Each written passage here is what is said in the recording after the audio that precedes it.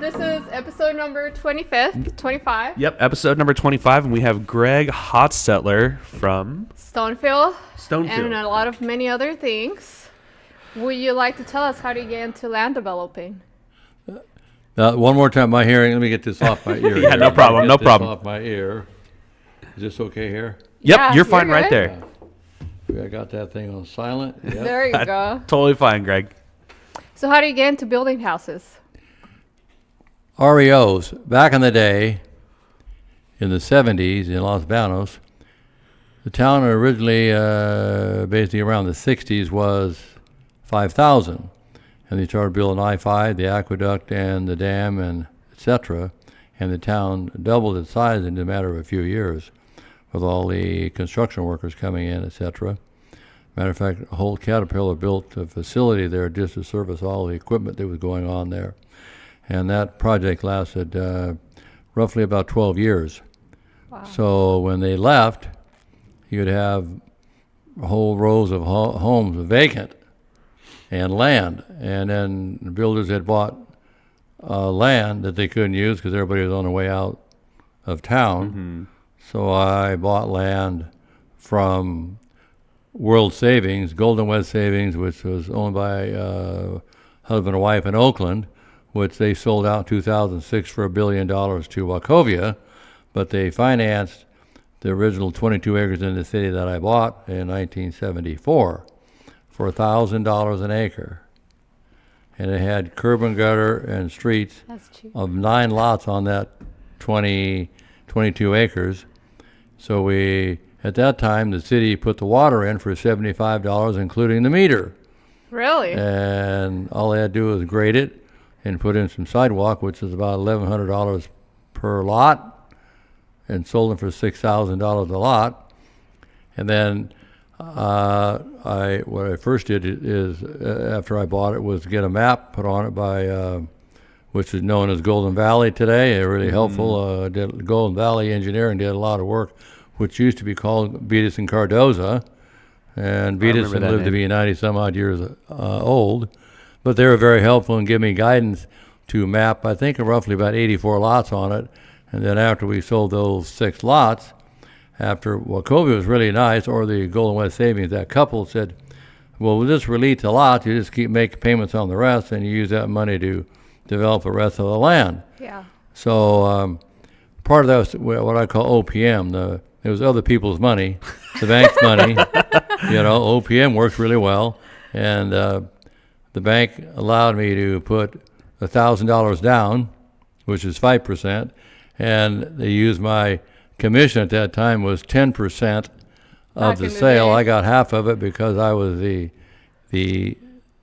buying agent, and the listing agent got $1,000, actually $1,100.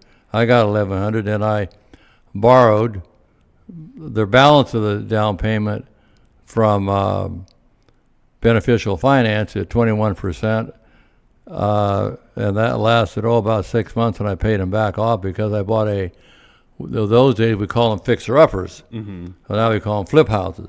So a policeman wanted to leave town that same day, so I got $5,000 from beneficial finance and bought his house and bought this $1,100 to buy this land in the city, and they moved forward with that and fixed the home. My wife, Catherine, she took care of the inside of the house. I did the outside of the house. Bought it for $16,000 and put about $2,200 in it and sold for $24,500 4 months later. So that worked out pretty well. I paid beneficial back. So I only had the money out for about 4 or 5 months. So it cost me roughly around 9.5%, which we had enough money in the margin on the home and future in the land. Go down the road at 9 lots at $6,000 plus $1,000 overhead, made about $5,000 per lot. So then I rolled that money to buy another 72 acres next door for $2,200 an acre under owner finance. You remember sold these numbers. I know. This is amazing. Well, it was good because now I had value of this 84 lot tentative map. So that had value. So I borrowed money with a private lender, individual that liked what I was doing. So he loaned me the money against that so I could put the down payment on the ranch. And then I farmed the ranch in cotton, etc. and paid the ranch off with the revenues from that, and then took those revenues from that, started building houses on the 84, and moved that money to the ranch next door to that for $4,500 an acre 4 years later. So you just got to watch the market when there's an opportunity and be able to have the capital to do a move. to execute, because that's kind of what life's about. Is you can have the dreams and ideas and all these thoughts, but it depends on execution. And then you have to be able to cover your execution that you make.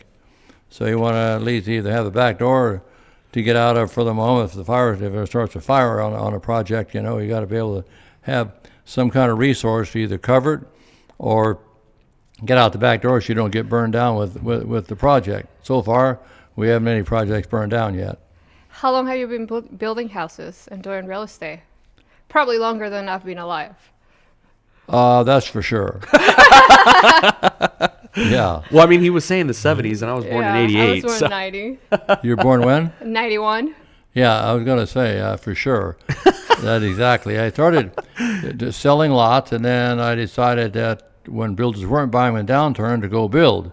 Because the city came to me and said, Greg, we want you to create more jobs here in Los Banos, and we want you to build homes. I said, well, I'm not a builder, I'm a farmer, and so-called developer. Well, so I found a builder in Merced named Doug Boyer, and Doug built about 2,200 homes for me over the years. So he did the building, turnkey number, and I did all the marketing and put up all the money. So Doug did a wonderful job, and Doug is still in business yet in Merced. He does a lot of custom and special things to do.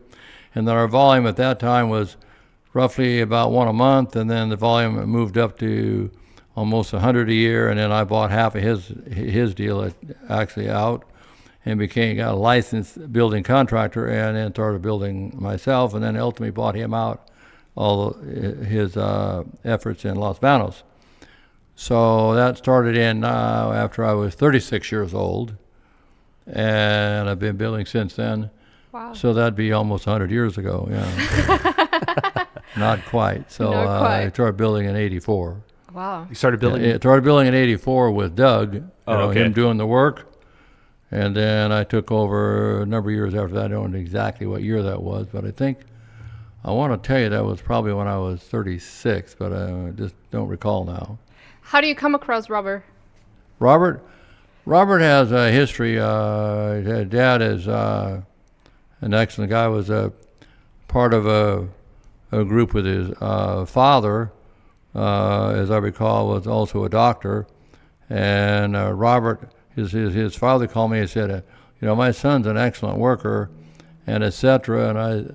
And at the time I said, everybody's Johnny is an excellent worker, even though his name's Robert. He's an excellent worker, but it turned out to be an excellent building superintendent, and he learned a lot, which is he's a pretty sharp individual, so that's what I can say about that. Yeah, he is pretty smart. So with all the years that you've been in the real estate industry, what do you forecast or expect for the market for Merced in the coming years? What do you see happening or changing? Merced has great opportunities. Merced needs more Robert DeLinas. He goes out and get things done so the money stays local. Yeah. Where the market is, even nationwide, the public's builders do a great job. D.R. Horton builds approximately 91,000 units a year in the U.S. They're publicly traded. But this has been going on for a number of years that we in Merced, we had more than a dozen builders, private builders that bought their pickups here, their checks were cashed here, they use local people, and it created a lot of energy and money for the community, and it did very well. We need to enhance the opportunity for the locals to maintain their position and not lose it. It's very challenging because for the locals, because you take the larger builders, they buy their lumber by the trainload, their sheetrock by the trainload, have long-term contracts, and their cost of money is less, and they do a wonderful job, but they're publicly traded. Their job is to make money for their stockholders. The local builders need to make money for their community, Mm-hmm. and they put that money back in the community. Because the stockholders don't all live in Merced. They live all over the world. Yeah. So any more local. So I see a lot of opportunity here. Yeah. And I think our colleges need to head the way in a direction to, which they are doing some of that now, to teach the trades. And I think the governing bodies in our communities need to be a little more lenient, let's say, and create the opportunity to maintain the existing jobs, because we're not on a playing level, the same playing level as the publics. The publics have billions of dollars to work with. The locals don't have that. Money. And it's disappointing when I hear that, oh, we need to treat everybody the same. But the public's job is not to go to the fair and buy a pig or a lamb or donate to the events that go on at the high schools and et cetera here. That's not what their job is. Their money needs to go to the stockholders. So they need to not use the word, we have to keep the playing level the same. They need to try to create all the opportunity they can for the local builders, developers, and the citizens to survive and create local jobs. Yeah, so Okay. that kind of leads into our next question of like, what are some of the hurdles that you've had to go through and overcome, like with regulation or deregulation, or what were those hurdles? You kind of touched on it with the D.R. Horton thing. So D.R. Horton's an excellent company. We sell Right. to them. We build lots.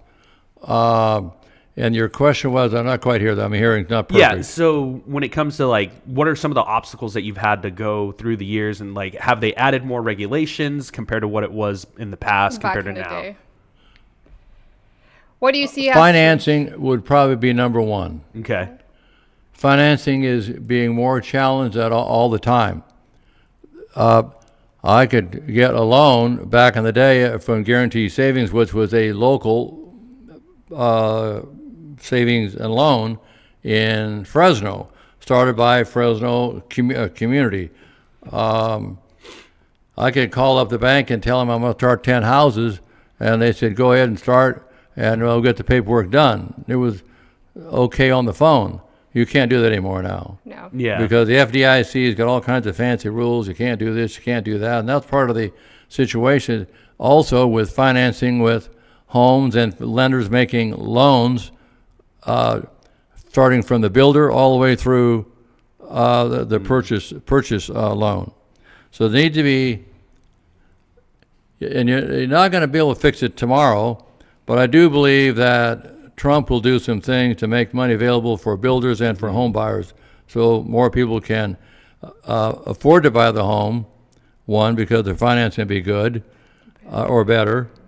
I built in the days, though, of 9 and 10%, 8, 9, 10%. So Wow. the biggest obstacle is for the local builders to get financing. Right. I've been lucky. We don't have a high rate of loan to value. We purchased back in the day, like I'm talking about that land, I bought that was almost 100% financed. Right. It was by the time I borrowed the money to buy part of it.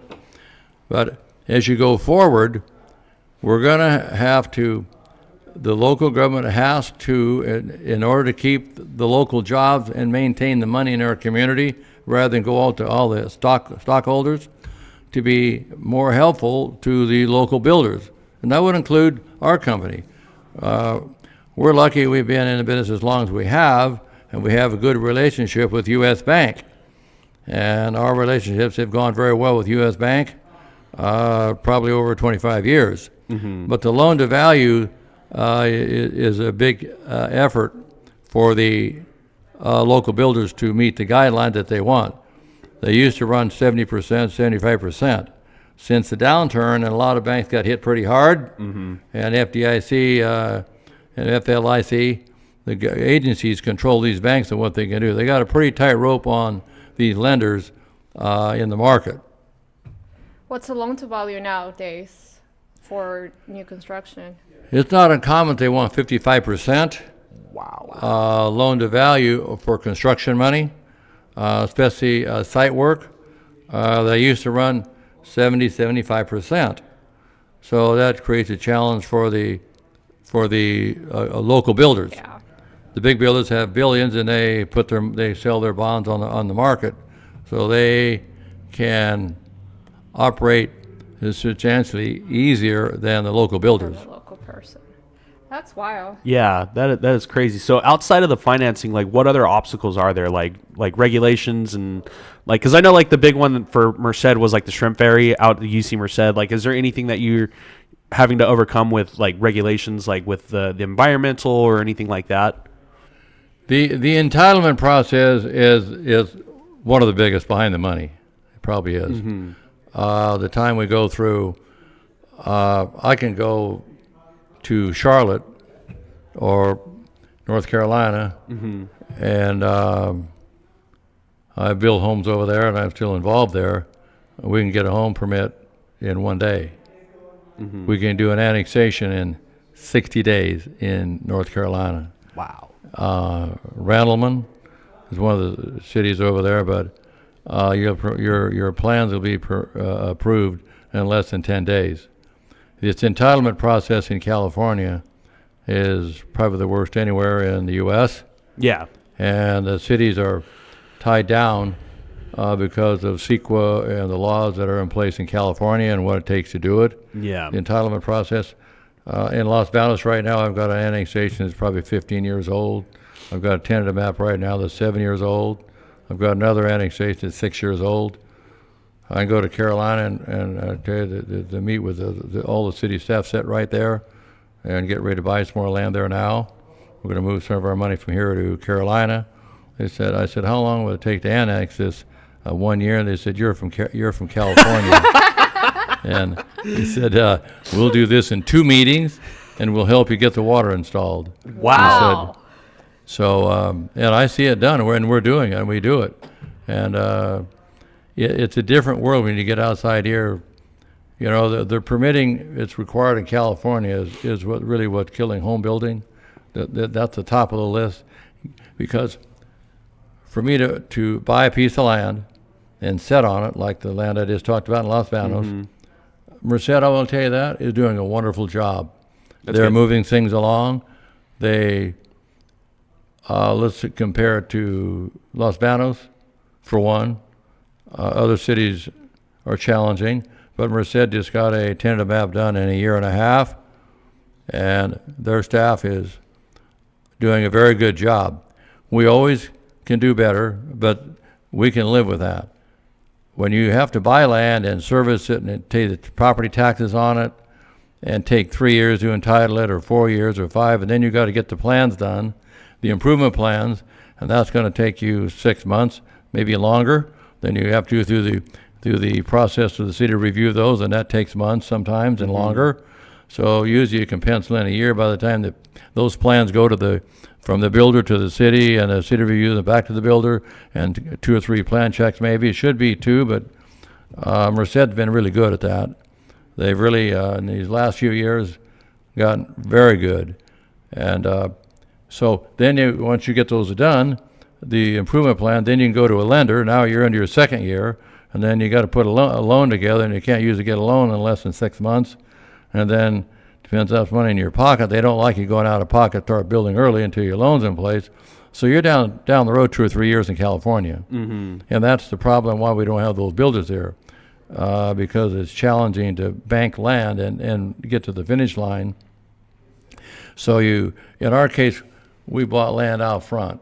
We buy land because we farm, so we buy land out front, and we try to structure it so that we have that time without that hope we get revenue from, like we plant almonds and things like that to create revenue to pay the property taxes, etc. We're more of an exceptional. Merced County, I don't know of another builder that builds more than 20 homes a year other than us. Mm-hmm. And we build in Los Banos and Merced, and we also build down in Corcoran, and we're headed to Atwater and a number of cities. We'd like to stay in Merced County if we can, but we ended up with some land in Corcoran, and we have some land up in Winters that being entitled now, another 800 lots there. So we bought that. It was part of REO. That's the reason we bought that, not because we wanted to go up there or go to Corcoran. But Corcoran is known, as you may know now, is the new Carmel of the Central Valley. Okay. Because of everything's going on over there. Mm-hmm. Things are moving. And We're selling homes over there for under 300. We're in the 280, 290 number on up to 349 in Corcoran. But that's probably one of the best places to move affordability-wise. People from Salinas are moving to Corcoran and moving. It's all about the price and financing now for people to get in. My first home cost $12,000, and I paid $1,000 down. At what interest rate? Pardon? What was the interest rate back then? I got lucky there. I had a VA loan on it at 4.5%, so I was able to take that loan over, and then the owner carried the rest of it. And then the standard rate then was somewhere around 7%. Yeah. I think my parents bought like 9-10%. Yeah, my parents was at like 9 back in '88 is what it was. Right. Yeah. What would you say, or what would your advice be to somebody new that wants to get into land development and housing development? Be cautious Oh, where you step. okay.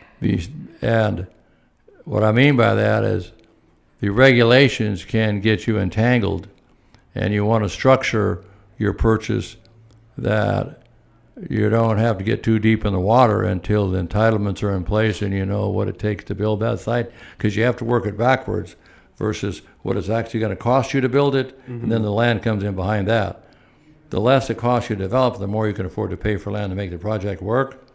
You can't use a standard number of, well, so-and-so sold for this number. That doesn't work. It's got to be, depends on what storm drain you got to bring in, where you got to bring import dirt in, whether you got to export dirt, and what it takes to get your power in.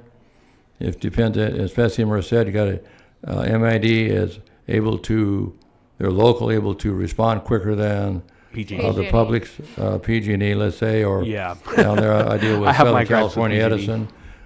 They have a larger structure, so their timing can affect you.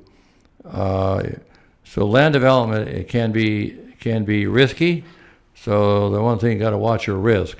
But if you watch your risk and you have the right backing and you have your right financing structure, you can make money because it has high risk. The higher your risk, the more your return. Yeah. Yeah. Higher the risk. But it should be. It doesn't always work out that way. Right. That's why there's not many developers like myself in Merced County, and they're lucky to have guys like Delina and his team that are doing that because this community needs that. The publics do not like to develop land. That's one of the problems we have. We have a shortage of lots in Merced, Yep. and Los Banos is running out because there are a few developers that want to take it on and go through. And you want to take, Merced put on a mini video, I call it, to educate the council in the steps it takes from start to finish. And I believe those items were like 121 items you have to go through as a developer, EIRs, and then you get in the middle of it and get sued for, let's say, the fairy shrimp or the frog. Yeah, and that was a real thing. not to belate that, but those things cause a lot of issues here in California.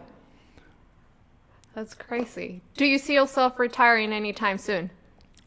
I think I will retire as soon as I have 10 toes up. As some people have found out, retiring is not necessarily healthy. Right now I work probably 12, 14 hours a day because I like it. Mm-hmm. I like to work. I like both sides, the farming side, to get on the tractors and put them on autopilot for a mile and turn around and go the other way. It gives you a lot of time to think.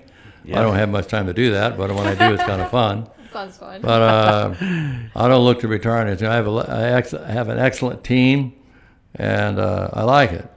So I think I'll be around for a while. We'll have you around for a long time.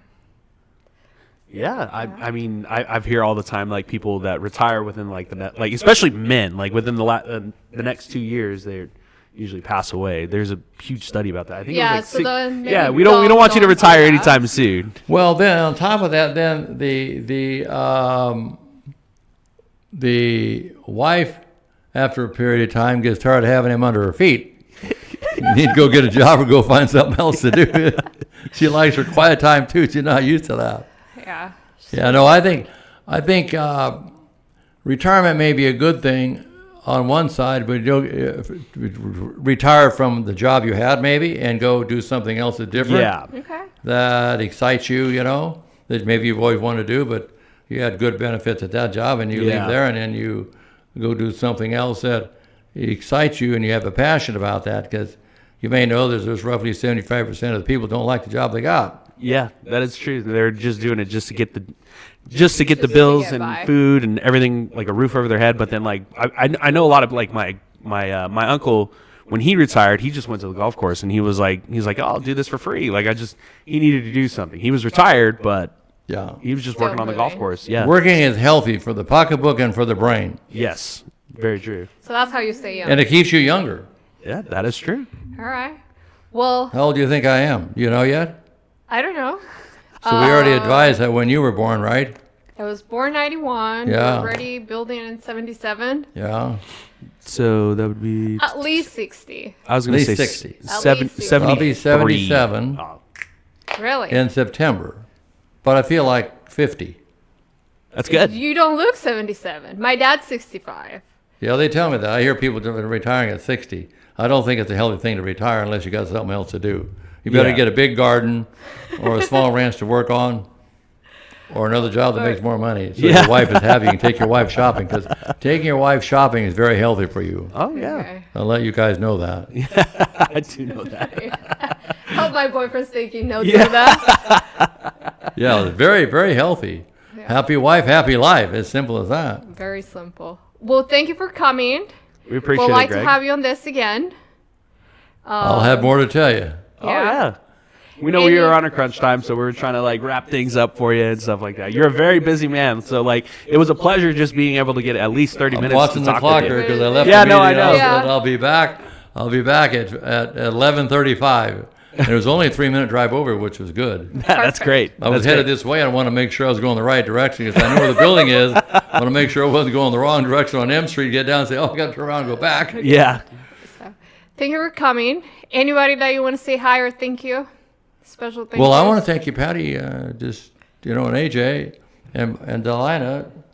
Bob Delina, he's been a really good add to our community as he's grown up here. He's involved in all the things that he is with in getting things done, and being with I believe the planning commission, maybe with the city, if I recall. Yep. I don't know about that now, but Yep, now he's nodding off getting the into podcast, building yes. thing and in the real estate business and involved with the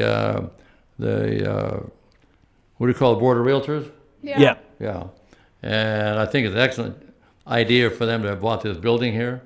If I have that right, I think Yeah. they bought it. Yeah. Yes, they did. I wouldn't know why they wouldn't. This is a great location. But it's just a great thing to see guys like Delina and his team work in our community to create jobs, which they are, and I'm the only home builder in Los Banos. I'm actually, and I said that earlier, I'm the only home builder in Merced County that probably builds, that I know of, builds more than 20 homes. And we need, because I do go by the fair and buy pigs and animals and buy vehicles and spend my money here and donate and give back to the community. And I'd like to see more of that back like it was. And there was great guys like Mel Maxwell and his son and Bob Rucker and all those guys that now aren't building, but they did a really good job in our community. Mm-hmm. And we don't. Los Banos hasn't had that for years. It's really unfortunate we don't have more local builders, and I've already talked about that. They got to work with those local stakeholders to create these local jobs. And Yeah. keep the money Keep them. here. Well, that's all. Unless you have another question. No, It's been- that's they're it. wonderful. Yeah, it is. That's it. Anybody on your team that you want to thank? Yeah, anybody you want to shout out to on your team? Well, I think, my home, between my office and my heavy construction guys do a wonderful job. I want to say that it's been a great thing that Stephanie Dietz has done the last number of years to get this city headed in the right direction. And not that it wasn't, but she's enhanced the opportunities here. And the other thing, we got a good city manager, and we have a great city council and planning commission. The city is set with a good planning commission and a good city council, very healthy on both sides. and you see some of the new elected.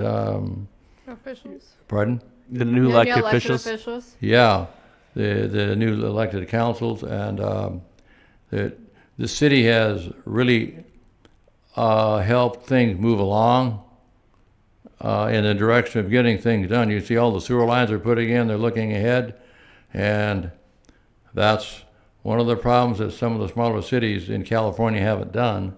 They got behind the 8 ball, and Merced is moving forward with their sewer plant expansions, their timing. The city's been running here really well the last few years, and I can tell you that the Julie Nelson was the planner here. It's unfortunate that she left because she was really good about making things happen for this community and getting involved with the UC and all the benefits we have here with the university and the jobs that are being created now. Right.